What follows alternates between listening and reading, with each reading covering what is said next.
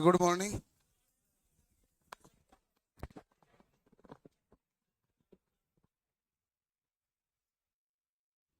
Math के इस week की है बची हुई है, कितनी मैथ है वो? मतलब मॉड्यूल कौन से, वॉल्यूम 3?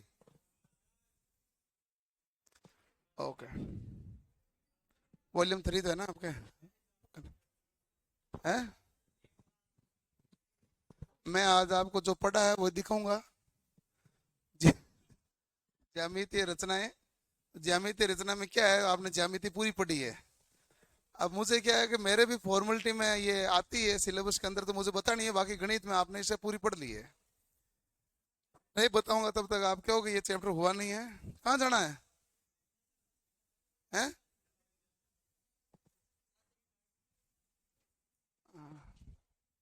सर्वसम्मति से फैसला ले लो।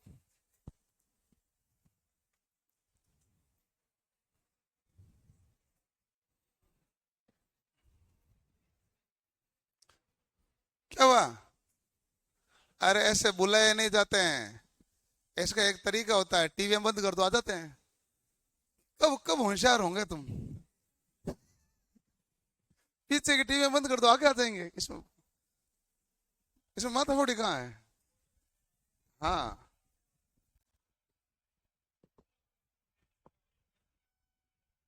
लाइट भले चालू रख तो टीवी बंद कर दे, तेरा काम तो वैसे भी हो जाएगा।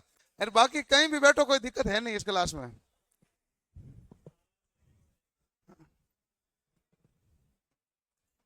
क्या हुआ? कहीं भी बैठो, छोटा सा तो भाग है। थोड़ा सा देख लेते हैं क्या होता है, ताकि मेरे भी मन की निकल जाए। क्या भाई, मैंने ज्यामिति के बारे में बताया, बाकी आपने ये पूरा पढ़ रखा है ना। अच्छा, एंगल किसे कहते हैं, कोण किसे कहते हैं?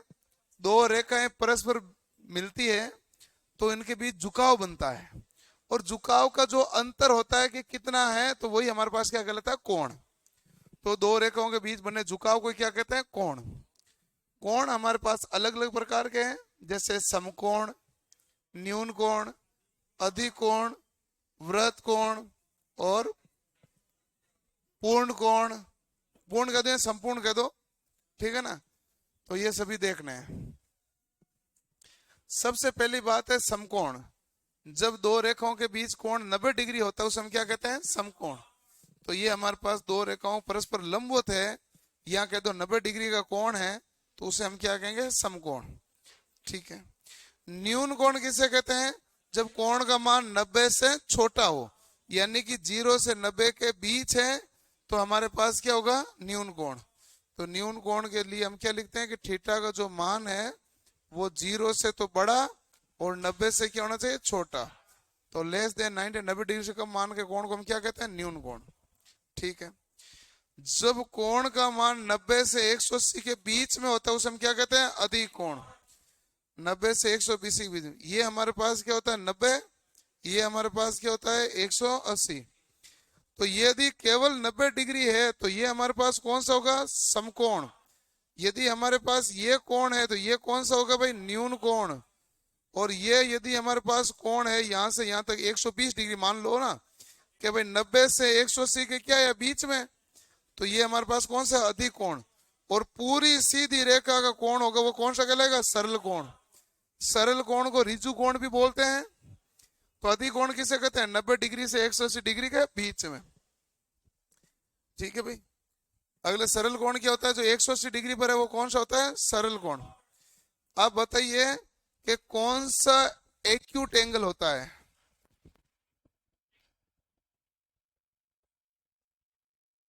हिंदी में बोल नहीं सकता, वहां लिखा हुआ ये है, इसलिए मैंने कहा तुम कितना ध्यान रखे बोर्ड पे। क्योंकि नाम पहले न्यून कोण आया, उसका इंग्लिश क्या थी, एक्यूट एंगल। जो अधिक कोण आया उसका था ऑप्टस एंगल।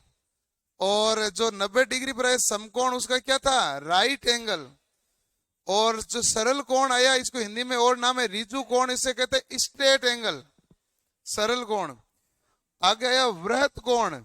वृहत कोण यानी कि रिफ्लेक्स, यानी इधर वापस बढ़ने लग गया, तो इसे कहते हैं रिफ्लेक्स होना।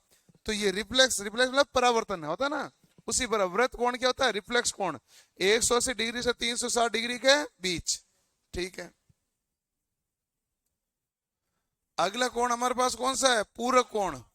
पूरक कोण कौन सा होता है? जब दो समविवर्ती कोण का योग कितना डिग्री हो? 90 डिग्री हो, तो वो हमारे पास कहलाएंगे पूरक कोण। जब ये अल्फा और बीटा का योग है 90 डिग्री, यानी कि यदि मान लो ये 40 है तो ये क्या होगा? 50, ये 30 है तो ये क्या होगा? 60, योग होगा 90 डिग्री, उसे कहते हैं पूरक कोण। इंग्लिश में कहते हैं कॉम्प्लीमेंट्री एंगल। यदि जब कोणों का योग 180 डिग्री हो जाए तो उसे क्या कहते हैं? सप्लीमेंट्री एंगल, यानी संपूरक कोण। जब एक सरल रेखा के दो तरफ बने कोण संपूरक कोण कहलाएंगे। सरल रेखा मतलब 180 डिग्री योग हो गया। इस अल्फा और बीटा का योग कितना होगा? 180। आसन कोण। आसन कोण किससे कहते हैं? जब एक भुजा के दोनों तरफ बने कोण, यानी दो कोणों की उभयनिष्ठ भुजा हो, दो कोणों की उभयनिष्ठ भुजा हो। वह जैसे ये बीटा है ना, बी, ये हमारे पास क्या? अल्फा और बीटा कौन सा कोण है? आसन कोण।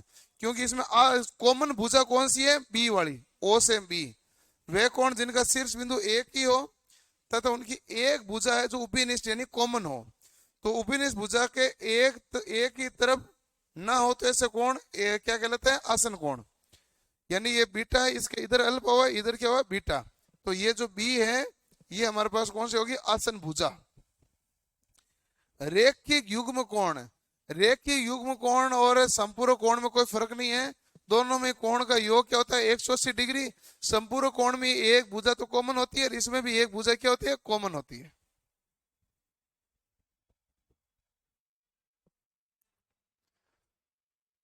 संपूर्ण कोण होता है जब हमारे पास 360 डिग्री घूम के पूरा चक्कर आ जाए तो कौन सा कोण कहलाएगा? संपूर्ण कोण।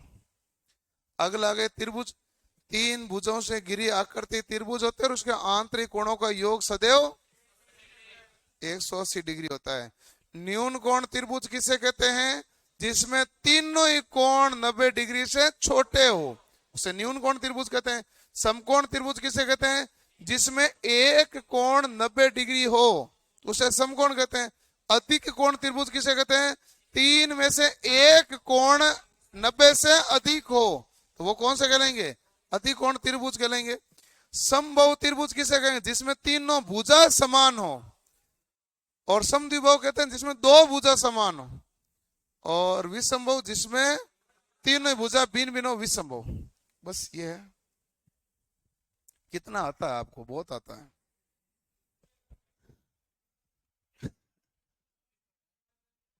मुझे पता है, मैंने आते पहले ये बोला, मैंने कहा इस आपको पढ़ा हुआ, लेकिन मैं बता देता हूँ, नहीं तो क्या बताया नहीं है। तो समकोण त्रिभुज हो गया, न्यून कोण त्रिभुज हो गया, अधिक कोण हो गया, समबाहु यानी इक्विलेटरल ट्रायंगल हो गया, और विषमबाहु स्केलन ट्रायंगल, समद्विबाहु आइसोसेलेस ट्रायंगल। अब आ गया था चतुर्भुज। चतुर्भुज में क्या होता है कि चार भुजाओं से बंद आकृति चतुर्भुज कहलाती है। आयत भी एक चतुर्भुज है, वर्ग भी एक चतुर्भुज है। वर्ग एक सम चतुर्भुज है, आयत एक समांतर चतुर्भुज है कि नहीं है? ठीक है। तो समांतर चतुर्भुज किसे कहते हैं? जिसके आमने सामने की भुजा समांतर हो, उसे समांतर चतुर्भुज कहते हैं। और यदि ये आयत बनता है तो प्रत्येक कोण भी कितना डिग्री होता है? 90 डिग्री। और यदि प्रत्येक कोण 90 डिग्री नहीं है तो आप क्या कहोगे? समांतर चतुर्भुज। समांतर चतुर्भुज एक दूसरे को यहाँ पर क्या करते हैं? समद्विभाजित। विकिरण एक दूसरे को क्या करते हैं? समद्विभाजित करते हैं। ठीक है। आमने सामने के कोण क्या होंगे? बराबर। आयत होता है जिसमें हमारे पास चारों आमने सामने भुजा समांतर, प्रत्येक कोण 90 डिग्री। वर्ग है चारों भुजाएं समान, प्रत्येक कोण 90 डिग्री। और सम चतुर्भुज है चारों भुजाएं समान, लेकिन इसमें आमने सामने का कोण है जो बराबर है। अब देखो इसमें विकिरण है जो समकोण होते हैं, आपने पढ़ा होगा ना ये। इसमें विकिरण 90 डिग्री होता है भाई, जो समद्विभाजित होते हैं, लेकिन कोण होते हैं वो कितना डिग्री? 90 डिग्री होते हैं। हाँ, कोण 90 डिग्री, भुजा बराबर थोड़ी होती है, भुजा बराबर नहीं है, कोण 90 डिग्री होते हैं। चलो, भुजा बराबर कैसे हो सकती है? बड़ी है, ये छोटी है। आमने सामने की भुजाएं एक, चारों भुजा एक समान होती है।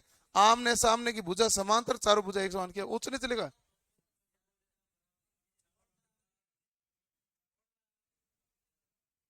चतुर्भुज समचतुर्भुज वो है जिसके आमने सामने की भुजाएं समांतर तथा सभी भुजाएं एक समान हैं।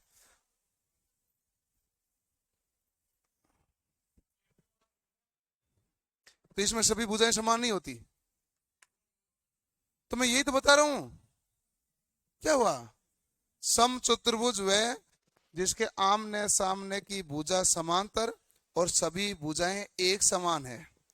इनके विकिरण एक दूसरे को समद्विभाजित करते हैं तथा उस बिंदु पर प्रत्येक पर कोण बनेगा 90 डिग्री। ठीक है। समांतर चतुर्भुज में आमने सामने की भुजा समांतर और आमने सामने की भुजा होती है एक समान। ठीक है। इसमें चारों भुजा क्या होती है? एक समान। ये फर्क है। ठीक है। उसमें 90 डिग्री कोण भी नहीं होता है। यहां पर ये सब 90-90 बनेगा, वहां नहीं बनता है। समलम चतुर्भुज होता है कि केवल दो भुजा समांतर। तो कौन सा चतुर्भुज कहलाएगा? समलम। तो वह जिसके आमने सामने की भुजाओं का एक जोड़ा, एक युगल समांतर है, समलम चतुर्भुज कहलाएगा। ठीक है भाई। अगला है, अगला क्या? वर्त। वर्त क्या होता है? ऐसा गतिशील बिंदु जो एक स्थिर बिंदु जिसे केंद्र कहते हैं से सदैव समान दूरी पर रहता है, वर्त की रचना करता है। वर्त में क्या होता है? केंद्र, केंद्र क्या होता है? स्थिर बिंदु। परिधि क्या होती है? और जो गतिशील बिंदु जो चारों ओर घूम के वर्त की रचना करता है, जो केंद्र से समान दूरी पर होगा। त्रिज्या क्या होगी? गतिशील बिंदु यानी चल बिंदु और स्थिर बिंदु के बीच की दूरी, या आप कह दो परिधि और केंद्र के बीच की दूरी। व्यास क्या होता है? कि परिधि के दोनों तरफ, मतलब सॉरी, परिधि के बीच की दूरी जो केंद्र से होकर गुजरता है, वो क्या कहलाएगा? व्यास। केंद्र से गुजरेगा तो क्या होगा? व्यास ही होगा।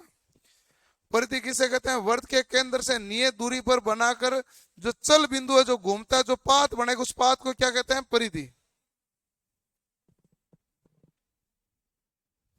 चाप कहते हैं कि वर्त की परिधि का कोई अंश होता है, वो क्या कहलाता है? चाप। ठीक है। जीवा होती है कि व्यास को, सॉरी, परिधि को मिलाने वाली वह रेखा जो केंद्र बिंदु से नहीं गुजरे, वो कहलाएगी जीवा।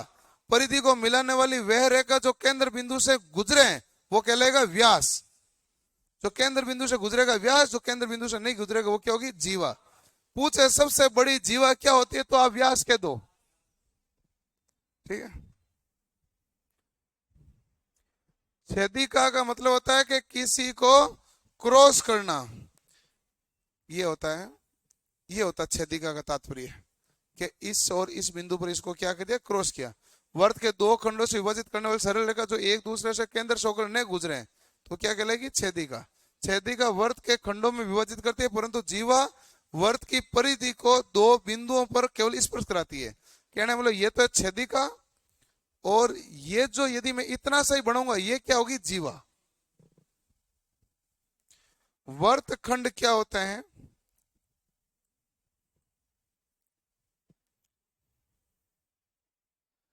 देखो कि हमारे पास ये जो भाग है, ये क्या कहलाएगा? वर्तखंड।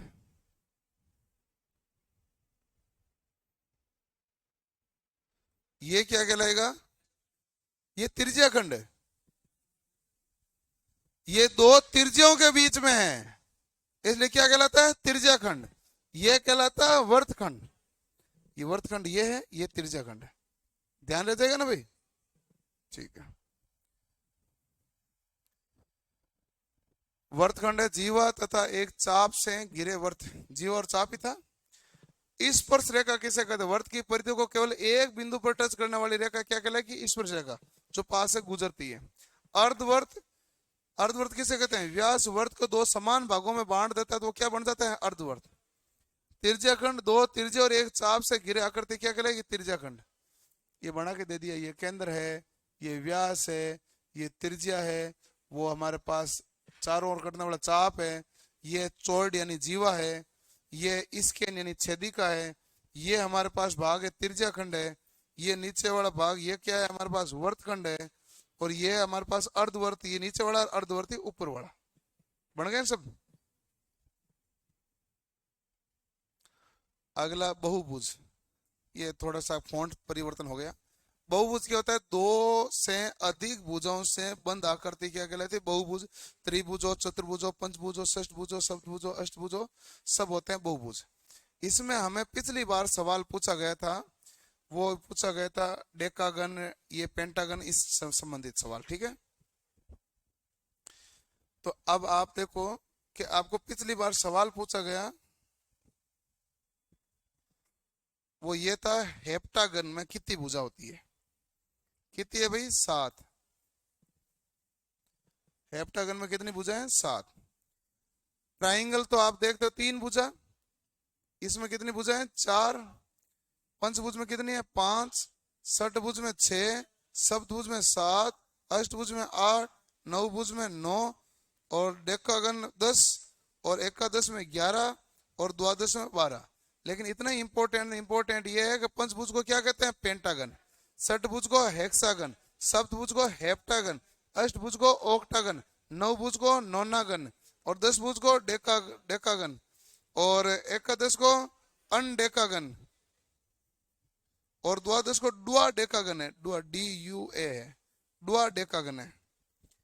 तो द्वादश को क्या कहलाता है? डुआ डेकागन। ठीक है, ये होता है हमारे पास द्वादश यानी 12 भुजा। अब पूछे कि भाई कोणों का कुल योग कितना है, तो उसका तो फॉर्मूला आपने ये पढ़ा था, n-2 गुणा 180। यही पढ़ा ना, n-2 गुणा 180।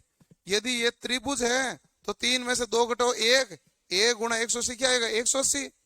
अगला कितना हो जाएगा? 4 भुज है तो क्या हो जाएगा? यहाँ 2 बन जाएगा, 4 - 2 क्या हो गया? 2, 360। अगला क्या आएगा? 540। अगला क्या होगा? 720। अगला क्या आएगा? 1080।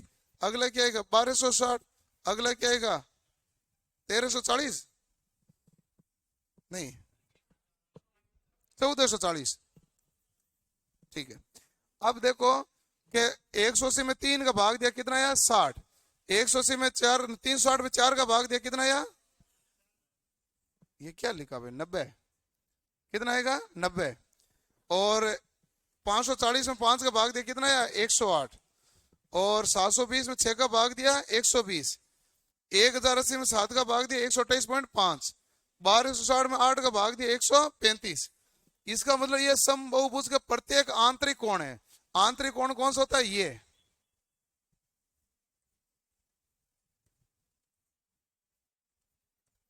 लेकिन समबहुभुज के बाह्य कोणों का योग सदैव 360।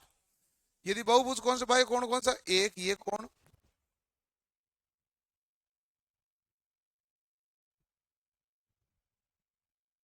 इनका सभी का योग कितना आएगा? 360। चाहे इसमें करोगे तो भी 360, त्रिभुज में भी 360, चतुर्भुज में 300। किसी भी बहुभुज के बाह्य कोणों का योग सदैव 360। आंतरिक कोणों का योग n-2 गुणा 180। समबहुभुज के प्रत्येक आंतरिक कोण का मान n-2 गुणा 180 बट्टा n, यही होगा। बस ये आपने पढ़ा, और क्या पढ़ा? यही तो था। ये वही फॉर्मूला, 2n-4 है, 2 बार लोगे तो 180 बन जाएगा। आपने इसे याद किया कि 180 से किया है? हाँ, वो सरल वो है। ये किताबों में ऐसा लिखा जाता है, ज्यादातर ये लिखा होता है, लेकिन सरल वही है। हो गया? पंचभुज के बारे में बता दिया सारा, षटभुज हो गया। बहुभुज के गुण तो यही अंतर्वर्ती स्पर्श करता है। ठीक है, हाँ, ये हमारे पास क्या होते हैं कि हमारे पास कौन सा वर्त है, किस प्रकार का है, ये बात बताई गई है। अब देखो, ये बाह्य वर्त है और ये अंत्यवर्त है। अंत्यवर्त किसे कहते हैं? अंत्यवर्त होता है कि जो वर्त की परिधि सभी भुजाओं को टच करेगी, तो वो अंत्यवर्त है। यदि वर्त की परिधि सभी कोनों को टच करती है तो कौन सा है? बाह्यवर्त। तो अंत्यवर्त और बाह्यवर्त के बारे में, ठीक है, ये और इंपॉर्टेंट है। ये थोड़ा सा सांको परिच्छेदन देखना है। ये कहता ऐसा है कि हमारे पास कोई शंकु है, शंकु को आपने यहां से ऐसा सीधा सीधा काटा तो हमारे पास क्या बन गया भाई? सर्कल। सर्कल बना। ऐसा तिरछा काटने पर क्या बनेगा? इलिप्स। और तिरछा काटोगे तो पैराबोला। और ऐसा काटोगे तो क्या बनेगा? हाइपरबोला। तो पैराबोला और हाइपरबोला में क्या फर्क है? तो आप कहेंगे पैराबोला है जो केंद्र बिंदु को क्रॉस करके निकलेगा, हाइपरबोला केंद्र बिंदु को क्रॉस करके नहीं निकलेगा। ठीक है, एक तो ये मुख्य मुख्य अंतर तो यही है। इसके अलावा जो अंतर आता है वो आता है इसके इसेंट्रिसिटी का। इसेंट्रिसिटी कहते हैं उत्केंद्रता। इनकी केंद्रता होती है जो अलग अलग प्रकार से निर्माण होती है, उसे कहते हैं उत्केंद्रता। तो उत्केंद्रता के बारे में एक भाई इसमें पेन ड्राइव वीडियो डालना, मैं वीडियो दिखा देता हूँ।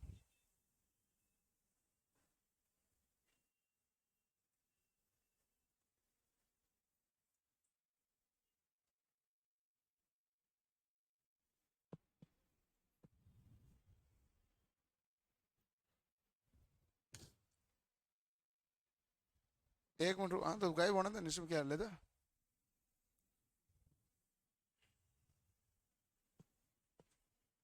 वीडियो ढूंढना पड़ेगा, एक मिनट पहले ढूंढूं तो सही, मेरे पास था तो सही।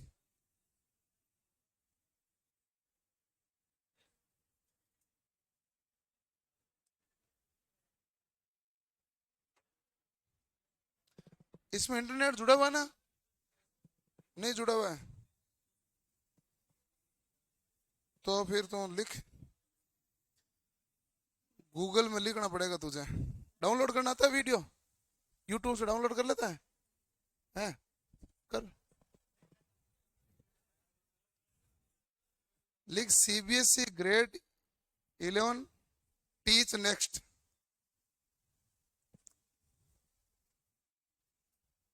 यूट्यूब में लिखना है, तू कहाँ पता नहीं कहाँ लिख रहा है, वीडियो यूट्यूब का आएगा।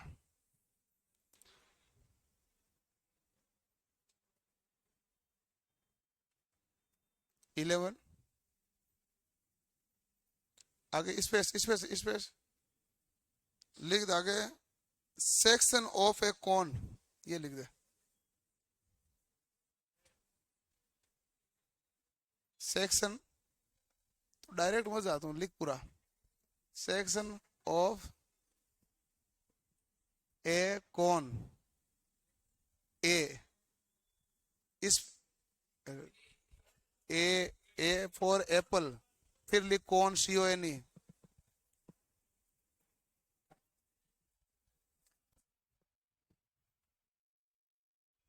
अब एंटर दबा दे। ये नहीं, इसे नीचे वाला, हाँ ये, इस वीडियो को इस पर इसको डाउनलोड कर।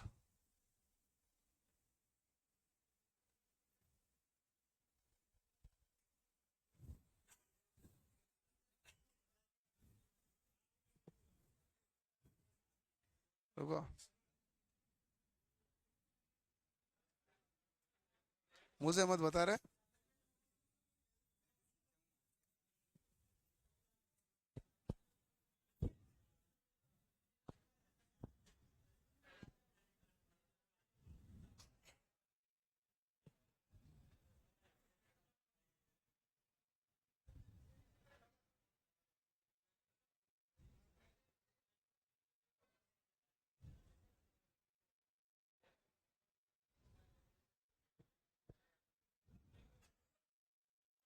नेट नहीं आ रहा तुम्हारा?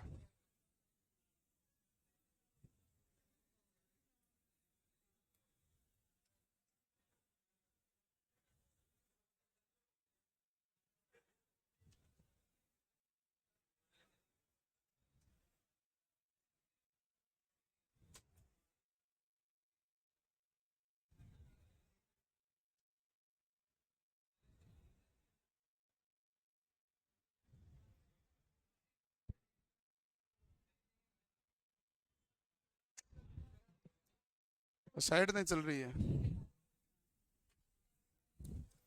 आप सर्च कर लेना, आप उस वीडियो को देख लेना ताकि आपको कॉनिकल सेक्शन आराम से समझ में आ जाए।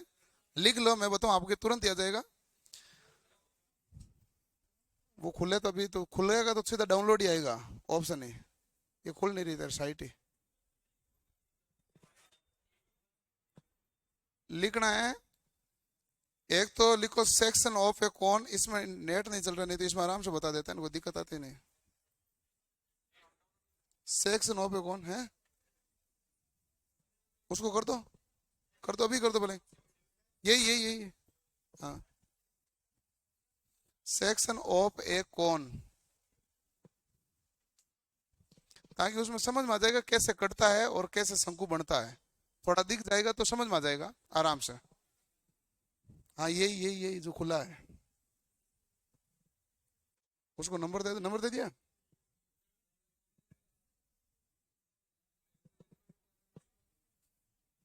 अरे कोई बात नहीं, 1 मिनट रुक जाओ भाई। हैं? मुझे इतना दूर से नहीं दिख रहा है। ठीक ही होगा।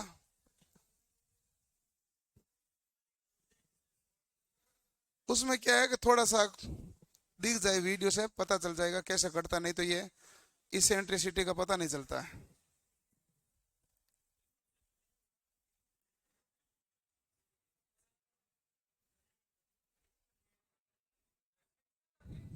सेक्शन ऑफ ए कोन, कोन मतलब CONE, कोन, कोन यानी शंकु, सेक्शन मतलब खंड, शंकु के खंड।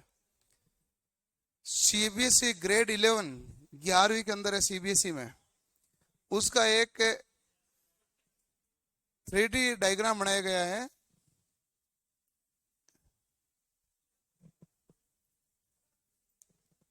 मुझे इतना दिखे इतना दूर से, मैं बताऊं तुझे, ये वाला।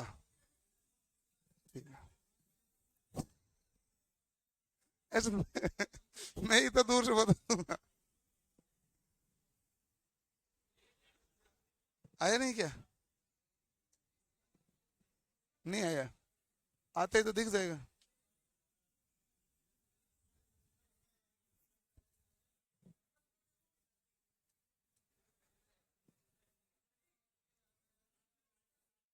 हाँ यही।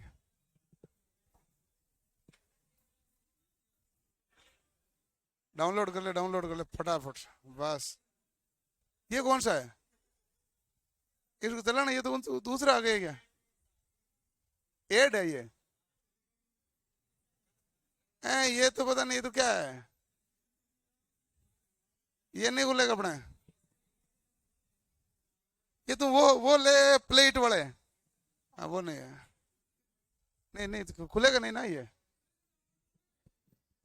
कर लो डाउनलोड, नॉर्मल डाउनलोड होना चाहिए तो काम आएगा, नहीं तो काम आएगा नहीं।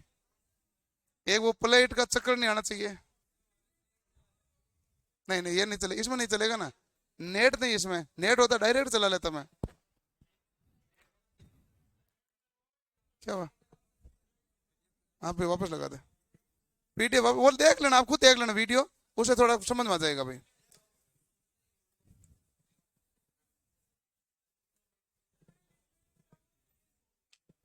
लिया तो दे दे भाई फिर।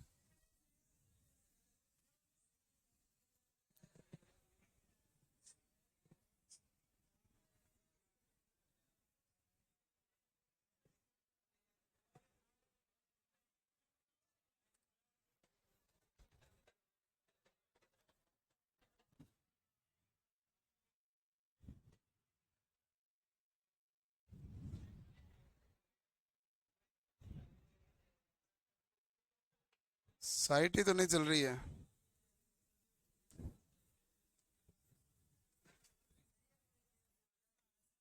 सुनना नहीं है ना?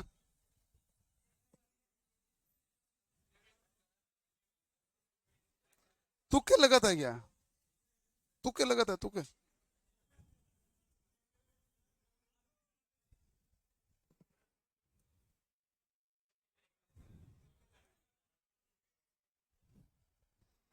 वाह वाह।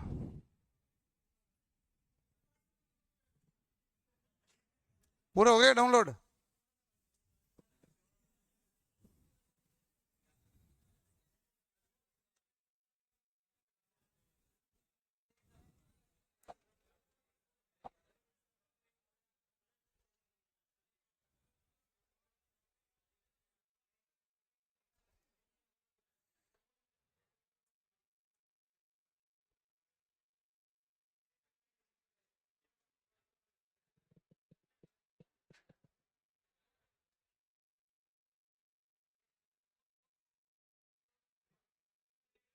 हो गया?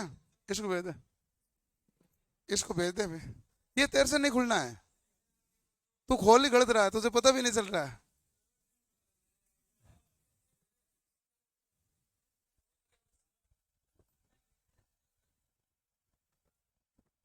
ये भी गलत है। बस मैं खोल दूंगा, जा तू।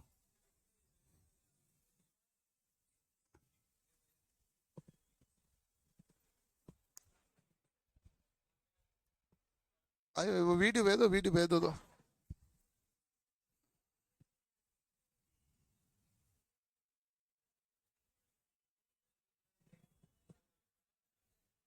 क्या हुआ, एक ऐसे लफड़ा हो गया ज्यादा।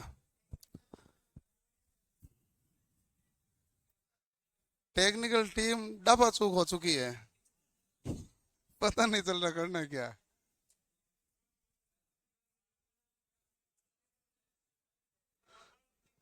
आदत क्या है कि मैं थोड़ा पास में खड़ा रहता हूँ तो ये और गड़बड़ हो जाता है। हैं? नहीं बता दूं, वो वीडियो से क्या आपको इजीली समझ में आ जाता चीज। अभी वो तुरंत आ जाए तो मैं समझा दूं, क्योंकि नहीं तो क्या है कि ये कट कैसे होते हैं ये ज्यादा अच्छे से समझ में नहीं आएंगे। वहां से वो कट कर करके दिखाएगा एक एक भाग।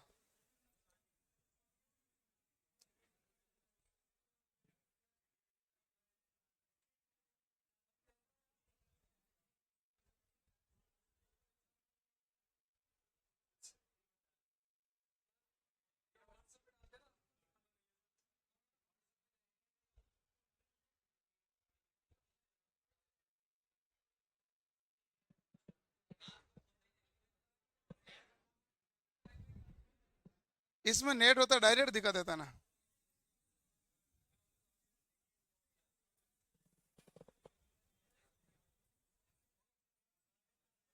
आगे से ऐसे ही रेडी है, डाउनलोड का ऑप्शन नहीं है इसके पास।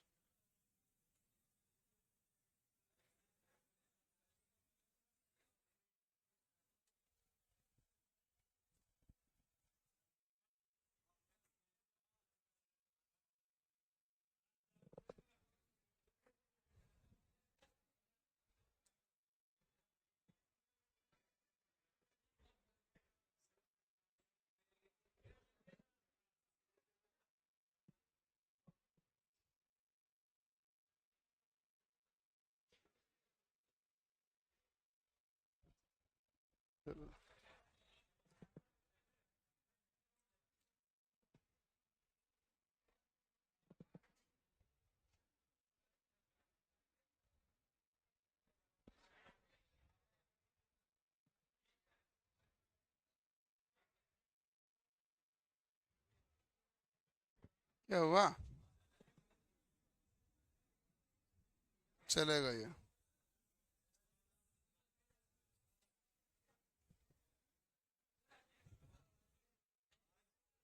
एक मिनट रुको, मैं बता देता हूँ इसमें क्या है।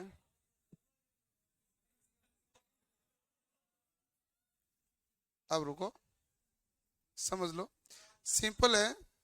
इसमें क्या है, आवाज, इसका आवाज क्या, अगर इंग्लिश बोलेगा आपको पल्ले पड़ना नहीं है। ये एक सीधी छड़ है जिसका ये बिंदु है जिसे हम वर्टेक्स कहते हैं। वर्टेक्स का मतलब होता है शीर्ष, ये शीर्ष बनेगा। दूसरी छड़ है जो घूम रही है, और इसी प्रकार ये घूमेगी तो एक कोण ऊपर बनेगा और एक कोण कहां बनेगा, नीचे। ठीक है ना। तो एक तो हमारे पास स्थिर छड़ है, और एक क्या है, गतिशील छड़। गतिशील छड़ स्थिर छड़ के साथ जितना कोण ज्यादा रखेगी उतना ही शंकु का कोण क्या होगा, ज्यादा। और कम कोण रखेगी, शंकु का कोण क्या होगा, कम। तो ये हमारे पास एक ही बिंदु से डबल शंकु बने हैं। तो दोनों शंकु का शीर्ष बिंदु तो ये है, शीर्ष बिंदु को क्या कहते हैं, वर्टेक्स यानी वी। तो अब ये जो दो रेखा, एक रेखा सीधी रेखा है तो उसे हम क्या कहते हैं, एक्सिस यानी अक्ष। दूसरी रेखा घूमती है तो शंकु जनरेट होता है, इसलिए उसे हम क्या कहते हैं, जनरेटर। तो जनरेटर क्यों कहते हैं, क्योंकि ये शंकु को क्या करती है, जनरेट। अब इसमें एक शंकु है जो ऊपर वाला है वो अपर नेप कहलाता है, और नीचे वाला है वो लोअर नेप कहलाता है। क्लियर। अब इस शंकु को अलग अलग तरीके से ये काट रहा है। वो कह रहा है यदि मैं सीधा काटूं इसको तो यहां से क्या निकलेगा, सर्कल। और यदि मैं तिरछा काटूं तो यहां से देखो दीर्घवृत्त बनेगा, परवलय बनेगा, अति परवलय बनेगा। वो सब अलग अलग कंडीशन बनेगी। ठीक है, सब अलग अलग बनाएगा एक एक करके। अभी तो आपको जल्दबाजी नहीं करनी है, खुद वापस बनाएगा। हाँ। अब ये यहां से इस प्रकार अलग अलग कट करके आपको सारे बनाएगा कि भाई इस शंकु से सारी कंडीशनें बनती है, वर्त भी बनता है, चाहो तो सीधी रेखा भी बन जाए, बराबर सीधा काट दो सीधी रेखा भी बन जाएगी। अब सबसे पहले बनेगा ये सर्कल। अब ये बराबर यहां से काटा क्या बना सर्कल। सर्कल के समय आपके लिए इंपॉर्टेंट पॉइंट इसमें यह है कि यहाँ बीटा कितने डिग्री है, 90 डिग्री। ये हमारे पास कहलाता है बीटा। तो जिस कोण से काटेगा ना तो उसके इसके साथ जो एक्सिस के साथ कोण बनेगा वो कोण क्या कहलाएगा, बीटा। बीटा यदि 90 डिग्री कोण है तो यहां से हमारे पास क्या बना भाई, सर्कल। तो ये यहाँ पर आया सर्कल। तो बीटा कितना डिग्री है, 90 डिग्री। बीटा की वैल्यू ध्यान रखनी है। तो यहां से काटने पर बीटा बना 90 डिग्री। दूसरा, जैसे ही आपके ये बीटा है, अब इस बीटा के बारे में खास बात देखो, ये 90 डिग्री से क्या है, कम। लेकिन एक जो हमारे पास यहां पर जो रेखा है वो कहलाती है जनरेटर। एक तो हमारे पास ये रेखा है, ये तो एक्सिस कहलाती है कि नहीं कहलाती, ये कहलाती है जनरेटर। इनके बीच का कोण क्या कहलाएगा, अल्फा। ठीक है। और एक ये काटेगा तो इनके कोण का मान, बीच वाला मान क्या कहलाएगा, बीटा। यदि हमारे पास अल्फा बीटा से छोटा है और बीटा है जो 90 डिग्री से छोटा है, ठीक है, तो ये हमारे पास एक बनेगा दीर्घवृत्त। क्या बनेगा, दीर्घवृत्त। देखो सबसे पहले था हमारे पास बीटा बराबर कितना डिग्री है, 90 डिग्री। 90 डिग्री है तो बना सर्कल बना, यानी कि क्या बन गया, वर्त। जब बीटा का मान 90 डिग्री से छोटा है तो हमारे पास क्या बना, दीर्घवृत्त। केवल बीटा से छोटा होने पे ही नहीं है, साथ में ध्यान रखें दीर्घवृत्त तभी कंडीशन पूरी होगी जब बीटा का मान अल्फा से क्या होगा, बड़ा। यदि बीटा का मान तो 90 से छोटा है और बीटा खुद अल्फा से छोटा है तो ये दीर्घवृत्त नहीं बन गया, क्या बनेगा, परवलय। तो इसलिए केवल 90 का ही ध्यान नहीं रखना है, अल्फा और बीटा का संबंध भी ध्यान रखना है। क्लियर। तो ये मामला है। अब देखो कि ये हमारे पास क्या बना है भाई, दीर्घवृत्त। दीर्घवृत्त को इंग्लिश में कहते हैं इलिप्स। तो यहां से ये कटकर इलिप्स आएगा साइड में, और ये हमारे पास दीर्घवृत्त कहलाता है। दीर्घवृत्त जिसका मतलब है लंबाई चौड़ाई वो पूरी चारों बराबर नहीं होती है। अब तीसरा काटा है, तो इसने कहा काटा तो मैंने वैसे ही है, लेकिन अब की बार मैंने बीटा का मान है जो अल्फा से क्या रख दिया, छोटा। सॉरी, अल्फा को बीटा के बराबर रख दिया। तो अल्फा को बीटा के बराबर रख दिया तो हमारे पास बना था वो इलिप्स। यदि बीटा का मान अल्फा से छोटा है तो हमारे पास ये क्या बन जाएगा, हाइपरबोला। हाइपरबोला कहलाता अतिपरवलय। तो ये कहता है अलग अलग कंडीशन ये है किसी भी शंकु से अलग अलग आकृति का बनना, इसे कहते हैं कोनिक सेक्शन। कोनिक सेक्शन का मतलब होता है शंकुआकार खंड। शंकु से आपने बराबर काटा 90 डिग्री पर तो क्या मिला, वर्त। तो आपके पास जो कंडीशन बनी वो कुल मिला के ये है कि बीटा बराबर 90 डिग्री बना तो क्या मिल गए भाई, वर्त। और एक क्या बना भाई, दीर्घवृत्त बना। एक क्या बनेगा, परवलय, पैराबोला। और एक बनेगा हाइपरबोला, अतिपरवलय। अब देखो यहां तो बीटा का मान है अल्फा से बड़ा 90 डिग्री। परवलय ये कह रहा है, इसको अल्फा और बीटा तो बराबर है लेकिन 90 डिग्री से दोनों क्या है, छोटे। अब ये कह रहा है कि बीटा छोटा और अल्फा बड़ा है तो हमारे पास क्या बनेगा, अति परवलय। यदि बीटा का मान 0 डिग्री हो जाता तो क्या बनता, ये बताओ आप। तो सीधी रेखा आपने बना के काट के देखा ना, यदि बीटा का मान 0 डिग्री होता तो एकदम क्या बनती, सीधी रेखा। तो बीटा का मान 0 होने पर एकदम से सीधी रेखा का निर्माण होता है।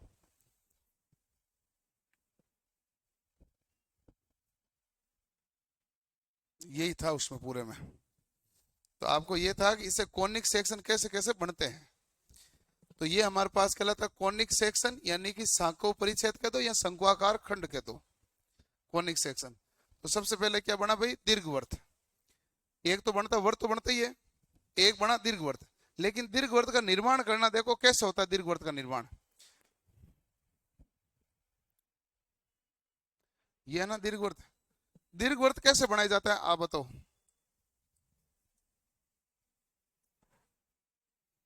आपको कहें प्रकार दे दिया जाए, स्केल दे दिया जाए, पेंसिल दे दिया जाए कि दीर्घवृत्त बनाओ, तो कैसे बनाओगे। तो सबसे पहली बात है, दीर्घवृत्त में हमारे पास केंद्र बिंदु कितने होते हैं, 2। ठीक है। एक इस केंद्र बिंदु को लेके आप क्या काटेंगे, ऐसे चाप काटेंगे। एक इस केंद्र बिंदु को लेके आप ऐसे चाप काटेंगे। ठीक है। ये हमारे पास इनको लेके क्या काटा जाता है, चाप। ठीक है। फिर इसके बाद क्या किया जाता है, इसके बाद में हमारे पास ये जो इसकी दूरी होती है, तो इनके बीच की जो दूरी होती है, इस दूरी को यहां से, एक मिनट,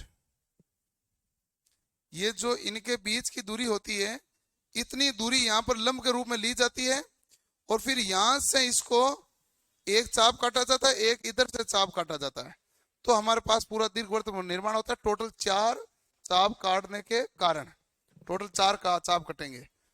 अब 4 चाप कटने पर ये जो दीर्घवृत्त बनेगा, इस दीर्घवृत्त में एक तो ये अक्ष है, एक अक्ष है ये अक्ष क्या कहलाएगी, लघु अक्ष। ये अक्ष क्या कहलाएगी, दीर्घ अक्ष। दीर्घ अक्ष के अंतिम जो सिरे हैं वो कहलाते हैं वर्टेक्स, यानी कि शीर्ष। ये कहलाते हैं शीर्ष। ठीक है। और हमारे पास ये हमारे पास कहलाता है नियता। नियता को कहते हैं डायरेक्ट्रिक्स। डायरेक्ट्रिक्स क्या कहलाती है, नियता। ये होती है शीर्ष। शीर्ष व नियता के बीच की दूरी तथा शीर्ष व नाभि के बीच की दूरी, नाभि मतलब फोकस बिंदु होता ना, ये नाभि कहलाती। इनकी दूरी का जो अनुपात है, और वो अनुपात हमारे पास क्या कहलाता है, उसे कहते हैं इसेंट्रिसिटी, उत्केंद्रता।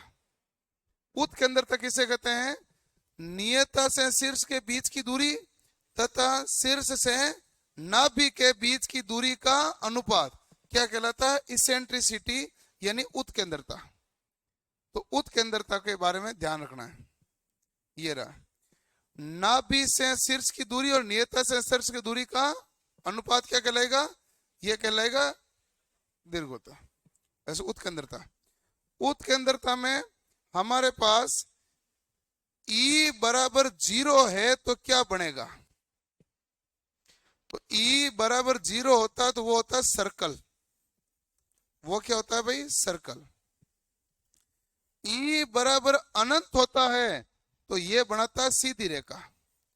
ये कभी कभार टेढ़ा मेढ़ा पूछना तो पूछ सकता है। तो देखो, सबसे पहले आपके पास क्या बना था भाई, सर्कल बना कि नहीं बना, कोण कितना था, 90 डिग्री।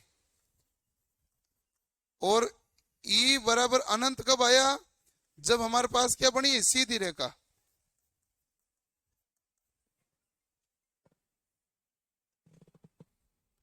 ये हुआ। तो E बराबर क्या है, 0। ये क्या है, वर्त। E लेस देन 1 आया, ये किस में आता है, दीर्घवृत्त में। E बराबर 1 किस में आता है, परवलय में। E ग्रेटर देन 1 किस में आता है, अति परवलय में। और E बराबर अनंत किस में आएगा, सीधी रेखा में। साथ के साथ ये ध्यान रखो, E बराबर 0 तब आया जब बीटा कितने डिग्री था, 90 डिग्री। और E लेस देन 1 आया तो बीटा 90 डिग्री से क्या था, छोटा, और बीटा अल्फा से क्या था, बड़ा। और E1 तब आया जब अल्फा और बीटा दोनों क्या है, बराबर। जब हमारे पास अल्फा बड़ा हुआ बीटा से तो क्या है, 1 से बड़ा, यही हुआ ना।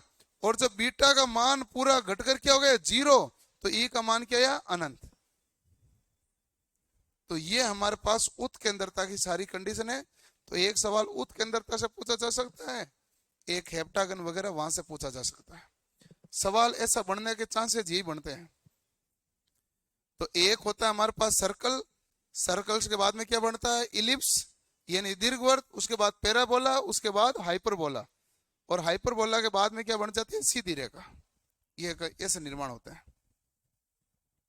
जनरेटर के द्वारा। एपेक्स से किसी भी प्रकार से आप पढ़ेंगे तो इसमें ये मान है, ये सब कुछ वही लिखा है। अब एक अपना बचा हुआ है साइक्लोइड वक्र, इसको हम कल कोई अगली क्लास में देखेंगे। ये इतना सा बच्चा किस लिए रखते हैं कि लास्ट क्लास जब आपकी होगी तो हम आके बता देंगे ना, तब तक पढ़ा है। मेरा सिलेबस बाकी है भी नहीं, मैं जिस दिन चाहूँ मेरा हो जाए, लेकिन थोड़ा थोड़ा रहना चाहिए, मिल लूँ आपसे बस। बाकी मेरा सिलेबस कहाँ, बाकी मेरा सिलेबस अभी 15 मिनट रोके ये साइक्लोइड हो जाएगा पूरा। लो अंदर ये तो कुछ है ही नहीं ना, ये तो त्रिभुजाकार प्रिज्म वगैरह है। इस पूरे चैप्टर में कुछ था ही नहीं। इस पूरे चैप्टर में सवाल बनते हैं दो ही जगह से। एक बनता उत के अंदर था इसेंट्रिसिटी से, एक सवाल बनता है हेप्टागन में कितनी भुजा होती है, डुआडेकागन में कितनी भुजा होती है। पर सब नाम आएगा तो इंग्लिश में लिखा जाएगा, वो हिंदी में लिखे देते नहीं है, तो वो आपको ध्यान रखना पड़ता है। इसके अलावा कोई प्रश्न बनता नहीं, प्रश्न दो बनते सीधे सीधे हैं। जी के क्लास अगले